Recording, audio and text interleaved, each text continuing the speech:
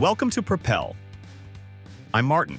In this video, I'm going to show you how to create personalized AI-generated intros using the Propel add-in for Outlook.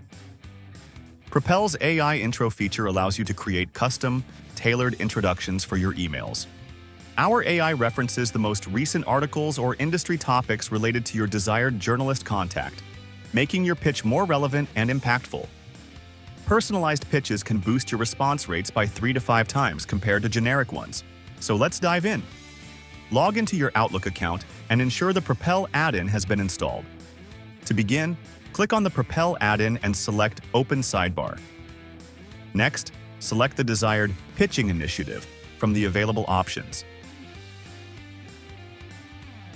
Then, choose This Media List. Select the contacts you want to pitch to. Now, it's time to customize your message. Add your desired messaging, including any variables if applicable. You can add variables by clicking Insert Placeholder. Click Insert AI Intro and move the placeholder to the desired location within your email. To generate the drafts with personalized intros, click Drafts under Mail Merge. Then click Continue. Wait for Propel to generate the drafts with the AI intros.